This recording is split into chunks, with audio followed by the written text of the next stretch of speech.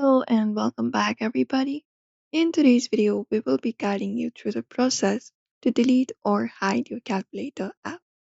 So, if you want to install the application, you may just head over and follow up these simple steps for that, and that should allow you to do it. So, deleting and hiding are two different things. If you only hide it, you can still access the application, but if you delete it, the application will be removed completely. So first of all, let's hide it. If you want to hide it, especially on an Samsung Android device, you just need to go ahead and from your screen right here, application screen, look out for the three dot in the top right corner and tap on it. And once you tap on it, you can select the option for settings and open it up.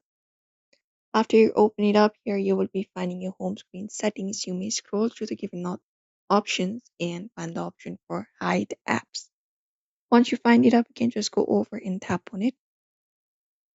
And after you tap on it, you just need to select up your calculator application from here. You can search it up or find the application, select it up, and just go over and tap on done.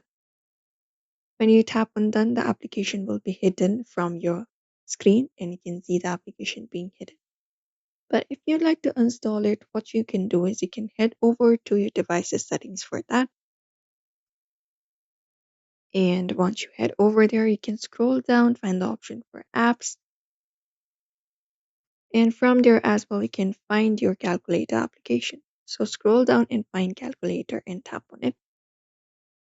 After you tap on it, you can just go over and find this option called uninstall and tap on it.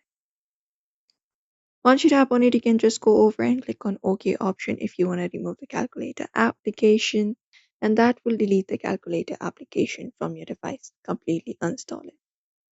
Apart from that, the easy way you can do is you can hold the calculator application. And once you hold it up, you can find the option for deleting the application. Hold it up and find this option called installed and just go ahead and tap on it, confirm it up. And if that is allowed, you can just go over and install the calculator application, and that is it.